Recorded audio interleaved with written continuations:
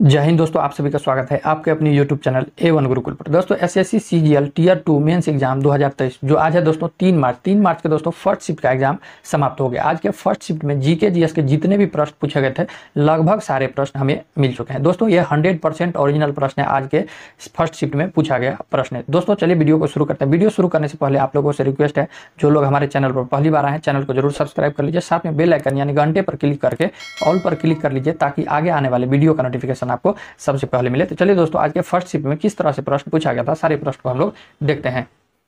दोस्तों प्रश्न पूछा गया था, पहला प्रश्न है दोस्तों, कौन सा विधेयक जो है यह राज्यसभा में पेश नहीं किया जा सकता है। दोस्तों ये पॉलिटी से प्रश्न पूछा गया था, कौन सा विधेयक जो है यह राज्यसभा में पेश नहीं किया जा सकता है। तो दोस्तों जिन्होंने धन विधेयक लगाए होंगे सभी का क्या हो जाएंगे, तो यह करेक्ट आंसर हो जाएंगे। दोस्तों जिनका भी आगे एक शिफ्ट में एग्जाम है आप लोग जो है एक बार इसे स्क्रीनशॉट ले लीजिए, क्या है कि धन विधेयक से ये थोड़ा महत्वपूर्ण जो है यह तथ्य है जो मैं यहाँ पर लिख दिया हूँ। और दोस्तों हम आपको जो है पढ़ के भी सुना देते हैं, आप लोग जो है इसका स्क्रीनशॉट जरूर ले लीजिए और ध्यान रखिएगा। दोस्तों धन विधेयक जो है यह पहले राज्यसभा में पेश नहीं किया जा सकता है। और दोस्तों यह भारतीय संविधान के अनुच्छेद यह पूछे किससे संबंधित है, तो आपको ध्यान रखना है यह 1 से 10 से क्या है, तो यह संबंधित है। दोस्तों एक धन विधेयक को तब तक धन विधेयक नहीं कहा जा सकता है जब तक केवल जो है ये प्रावधान तीनों जो है, तीन में से कोई भी जो है यह प्रावधान न हो तो उसे धन विधेयक नहीं कहा जा सकता है। दोस्तों यह कौन कौन सा प्रावधान है, तो कर लगाना, सरकार द्वारा पैसे उधार लेना और भारत की संचित निधि से व्यय या प्राप्त होने वाला व्यय, ये सब प्रावधान रहे तो किसी भी धन विधेयक को जो है यह एक विधेयक को जो है धन विधेयक कहा जा सकता है। दोस्तों धन विधेयक केवल राष्ट्रपति के पूर्व अनुमति से ही लोकसभा में पेश किया जा सकता है। दोस्तों जिनका भी आगे शिफ्ट में एग्जाम है, अगर इस तरह से आपके एग्जाम में पूछे धन विधेयक जो है यह किसके पूर्व अनुमति से जो है यह लोकसभा में पेश किया जा सकता है, तो यह दोस्तों आपको ध्यान रखना है यह राष्ट्रपति की पूर्व अनुमति से ही लोकसभा में इसे पेश किया जा सकता है। और दोस्तों धन विधेयक जो है यह राष्ट्रपति की सिफारिश पर ही लोकसभा में पेश किया जा सकता है। और दोस्तों इसे लोकसभा में जो है उपस्थित और मतदान करने वाले सभी सदस्य के साधारण बहुमत से यह क्या हो जाना चाहिए, पारित किया जाना चाहिए। और दोस्तों इसके बाद जो है इसे अपनी सिफारिश के लिए जो है यह राज्यसभा में भेजा जा सकता है, जिसे लोकसभा यदि चाहे तो अस्वीकार भी कर सकती है।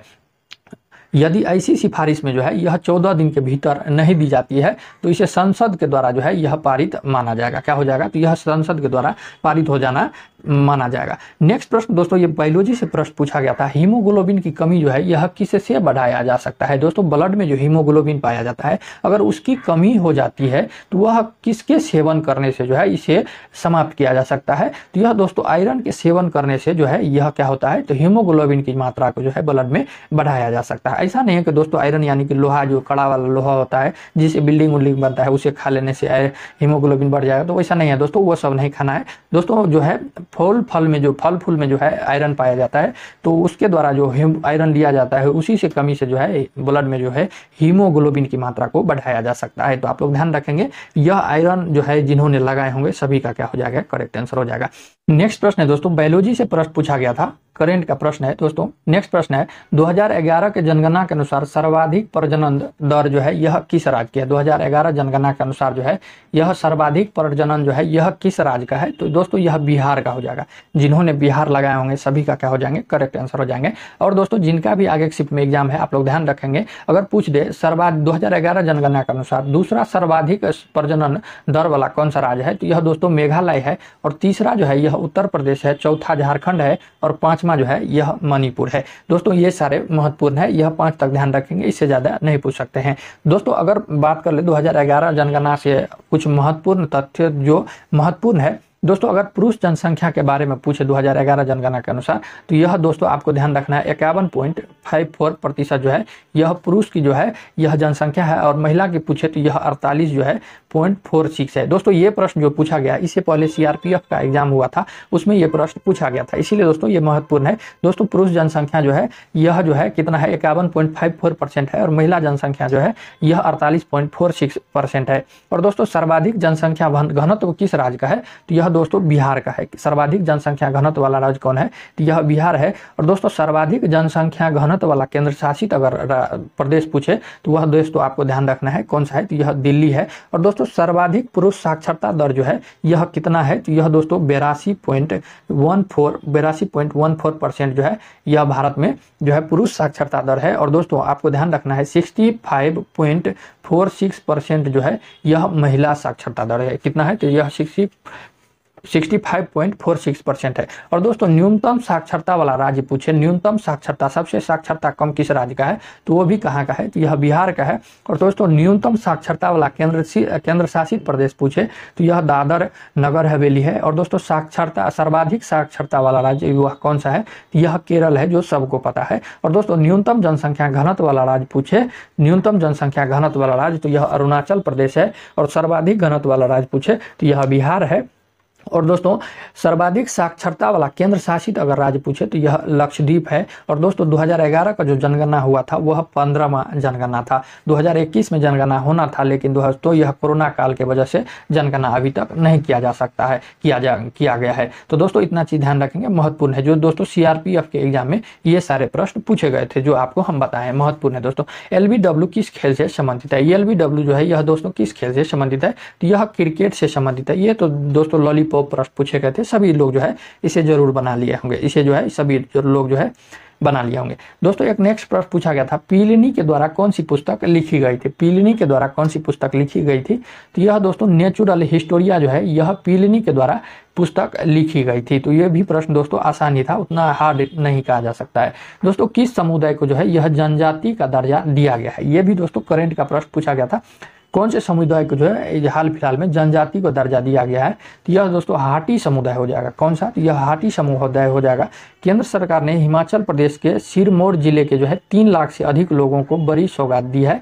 और दोस्तों बुधवार को प्रधानमंत्री नरेंद्र मोदी की अध्यक्षता में हुई इस केंद्रीय मंत्रिमंडल की बैठक में जो है गिरिपार के हाटी समुदाय को जो है यह अनुसूचित जनजाति एसटी का जो है दर्जा देने का क्या किया है, तो यह निर्णय किया है। तो जिन्होंने हाटी समुदाय लगाए होंगे सभी का क्या हो जाएंगे, यह करेक्ट आंसर हो जाएंगे। नेक्स्ट प्रश्न है, जफर खान किसका सेनापति था, जफर खान जो है यह किसका सेनापति था, यह दोस्तों अलाउद्दीन खिलजी का जो है यह जो है सेनापति था। दोस्तों बाजार नियंत्रण प्रणाली जो है किसने यह लाया था सबसे पहले, तो यह अलाउद्दीन खिलजी ने ही जो है यह बाजार प्रणाली जो है लाया था। ये भी दोस्तों तथ्य जो है महत्वपूर्ण है, ध्यान रखेंगे। और दोस्तों खिलजी वंश के संस्थापक कौन थे, तो यह जलालुद्दीन खिलजी थे। कौन थे, तो यह जलालुद्दीन खिलजी थे। दोस्तों दिल्ली सल्तनत पर जो है राज करने वाले 5 जो है राजवंश थे, कौन कौन से थे, तो यह दोस्तों गुलाम वंश थे, खिलजी वंश थे, तुगलक वंश थे, सैयद वंश थे और लोदी वंश थे। जिन्होंने खिलजी वंश जो है यह से दिल्ली सल्तनत पर सबसे कम जो है समय के लिए शासन किया था। तो आप लोग इसे भी ध्यान रखेंगे, ये प्रश्न जो है बार बार एग्जाम में पूछे जाते हैं।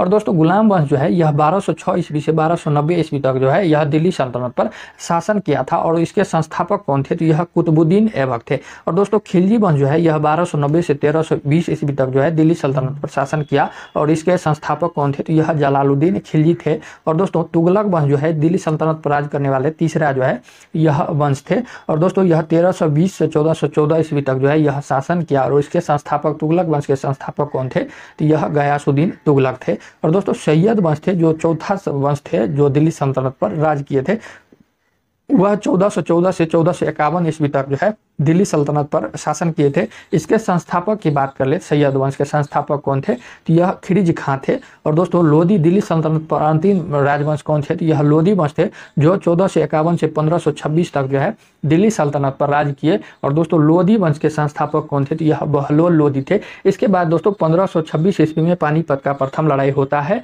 और दोस्तों उसके बाद जो है यह बाबर की जो है विजय होता है। और उसमें जो है उसके बाद जो है 1526 ईस्वी में दिल्ली सल्तनत पर जो है यह मुगल साम्राज्य का परचम लहरा जाता है। उसके बाद जो है मुगल साम्राज्य जो है यह यहाँ से शुरू हो जाता है। तो आप लोग ध्यान रखेंगे मुगल साम्राज्य के संस्थापक कौन थे, तो वह बाबर थे। तो आप लोग इसे भी ध्यान रखेंगे। नेक्स्ट प्रश्न पूछा गया था दोस्तों, ट्रांजिस्टर किस जनरेशन के कंप्यूटर में यूज हुआ है, ट्रांजिस्टर जो है यह किस जनरेशन के कंप्यूटर में यूज हुआ है, यह सेकेंड जनरेशन के कंप्यूटर में जो है ट्रांजिस्टर का जो है यूज किया गया है। दोस्तों प्रथम जनरेशन में जो है यह निर्वात वैक्यूम का यूज किया गया था। और दोस्तों सेकेंड जनरेशन जो आपके एग्जाम में प्रश्न पूछा गया था उसमें ट्रांजिस्टर का यूज किया गया था। और दोस्तों जिनका भी आगे में एग्जाम है आप लोग ध्यान रखेंगे, थर्ड जनरेशन में जो है यह आईसी चिप का जो है यह प्रयोग किया गया था। था, 4th जनरेशन में जो है यह माइक्रो प्रोसेसर का जो है यूज किया गया था। और जो वर्तमान में चल रहा है 5th जनरेशन आर्टिफिशियल इंटेलिजेंस का जो है प्रयोग किया जा रहा है। किसका? तो यह आर्टिफिशियल इंटेलिजेंस का जो है यह प्रयोग किया जा रहा है। नेक्स्ट प्रश्न है दोस्तों, बहुत ही महत्वपूर्ण प्रश्न तो है दोस्तों, उच्च न्यायालय के किस अनुच्छेद के तहत रीट जारी करते हैं? उच्च न्यायालय के जो है यह किस अनुच्छेद के तहत जो है यह जो है रीट जारी करते हैं? तो यह भारतीय संविधान के अनुच्छेद कितना? तो यह 226 के तहत जो है यह उच्च न्यायालय जो है यह रीट जारी करते हैं। तो ऑप्शन 226 जिन्होंने लगाए होंगे सभी का क्या हो जाएंगे? करेक्ट आंसर हो जाएंगे।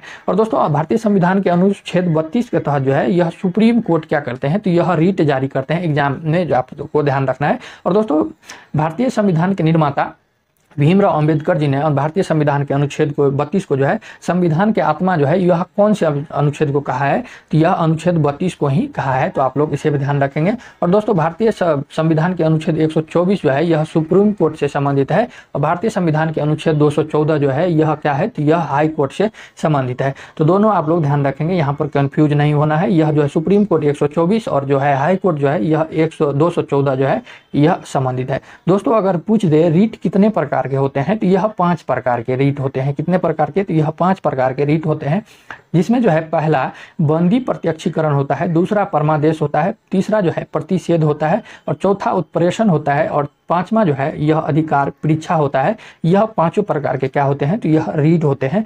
नेक्स्ट प्रश्न है दोस्तों, भारत में 1853 में पहली रेलगाड़ी कितनों किलोमीटर की दूरी तय की थी? भारत में जो है 1853 में जो पहली बार रेलगाड़ी चलाई गई थी वह कितना दूर जो है यह दूरी तय की गई थी? यह दोस्तों 34 किलोमीटर जो है यह पहली बार जो है भारत में रेल चली थी। तो यह 34 किलोमीटर जो है यह दूरी तय की थी। और यह दोस्तों इसमें जो है 400 लोग जो है पहली बार यात्रा किया था। तो आप लोग इसे भी ध्यान रखेंगे। और दोस्तों यह कहाँ जो है यह 16 अप्रैल 1853 में जो है यह लॉर्ड डलहौजी के समय जो है यह भारत में पहली रेलगाड़ी चलाई गई थी। दोस्तों लॉर्ड डलहौजी को भारत में दोस्तों रेलगाड़ी के जनक भी कहा जाता है। और दोस्तों ये कहाँ से कहाँ तक चली थी? तो ये दोस्तों मुंबई से थाने के बीच जो है यह रेलगाड़ी जो है यह 34 किलोमीटर दूरी तय की थी। तो मुंबई से थाने के बीच यह पहली बार रेलवे चलाई गई थी। एक और प्रश्न पूछा गया था दोस्तों, वेब ब्राउजर में बुकमार्क के लिए कौन सा शॉर्टकट की होता है? वेब ब्राउजर में बुकमार्क के लिए कौन सा शॉर्टकट की होता है? यह Ctrl+D होता है। क्या होता है? तो यह Ctrl+D होता है। चलिए दोस्तों आज के क्लास में इतना ही। तो दोस्तों ये थे आज के फर्स्ट शिफ्ट का सभी प्रश्न जो हमें मिले थे। दोस्तों ये 100% ओरिजिनल प्रश्न है। दोस्तों अगर यह वीडियो आपको अच्छा लगा हो तो चैनल को जो है जरूर सब्सक्राइब कर लीजिएगा, साथ में बेल आइकन भी प्रेस कर दीजिएगा ताकि आगे आने वाले वीडियो का नोटिफिकेशन आपको सबसे पहले मिले। तो चलिए दोस्तों मिलते हैं नए वीडियो में, तब तक के लिए जय हिंद जय भारत।